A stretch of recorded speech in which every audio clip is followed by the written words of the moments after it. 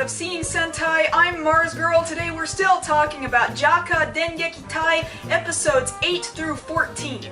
I wish that I could say that very much has evolved about the series, and actually it hasn't happened just yet. I'm pretty sure actually next week the big changes are going to be coming that I'll talk about within this vlog series, because as I talked about last week, this series is the shortest running Super Sentai series to this date. And that's due to poor ratings.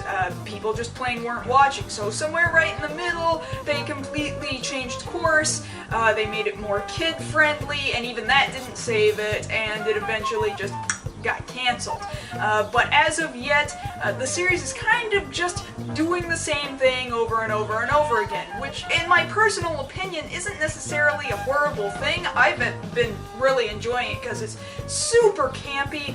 Again, the suits are fantastic quality, the stunts are fantastic quality, the explosions are fantastic, the damage and the devastation is great, but it's kind of repeating some of the same formulas over and over again.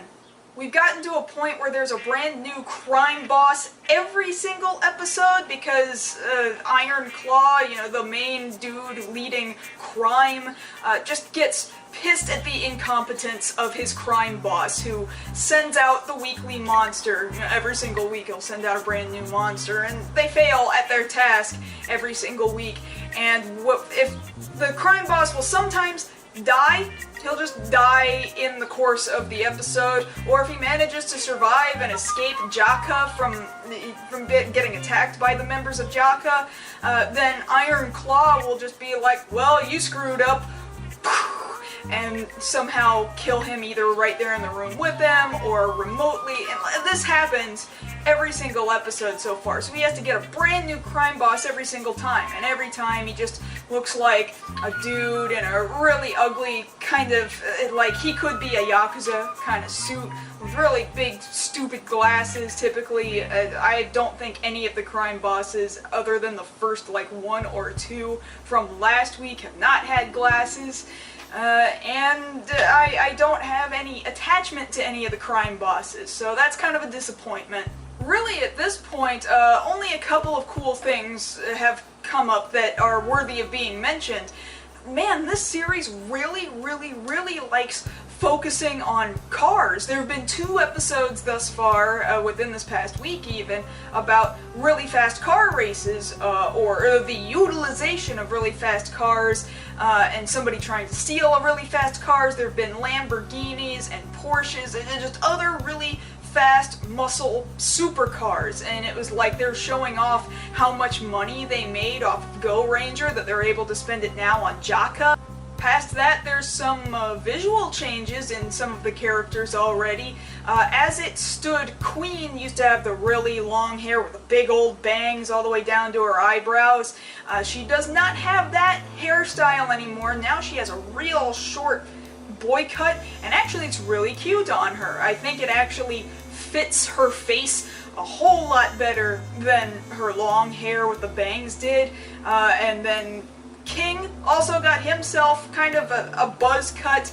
He's wearing slightly different clothes now. He's wearing a long-sleeved green shirt. In the middle of one of the episodes, one of the previous episodes within this past week, Jack had some instance where he had to save this woman whose father was some sort of an art collector, and he was known for always wearing this red bandana around his neck, just the same as King, and the girl really liked that, and after King protects her for the entirety of the episode, she really likes him and appreciates him, and you think maybe they might have a relationship, but they choose to go their separate ways. But before she parts from him, she takes King's red necktie as a memento both of her father and of King, the man who protected her. Kinda sweet. So now King still wears a bandana or necktie or whatever, but now it's light blue instead of being red. Like, these are things that are just kind of minor details, really, in the grand scheme of things. Otherwise, we just kind of keep going over the same stuff over and over again. Some major crime has happened, somebody has died, J.A.K.Q comes in and investigates it like they're friggin' detectives, because I guess that's the direction they really wanted to go in, was making this, like, a very adult detective show. And in fact, they even tackled things like underground fighting leagues, and drug distribution was a topic of one of these episodes. You know, these are actually really kind of adult-themed kind of topics. That's the part that I really like. I think the part that perhaps got people confused was then the addition of superhero costumes and what the hell are all of these rubber-suited monsters doing in here, when clearly what you want to show people is an investigative crime show. And then you also have included cyborgs in the middle of it. I don't think people were ready for it yet. I don't think people were used to this goofy idea of mixing something so serious with an idea that seems so kiddie and so sci-fi. I just don't think people were necessarily ready. Also, kind of as I predicted last week, yes, the J.A.K.Q, the ability where all four of them will gang up on the final monster and kick him up into the air, and then they put their fists together, and then they make him explode. It has now dropped the putting the fists together thing. So now they just throw him up into the air, kick him, and then he just explodes. So that kind of shortens the time frame.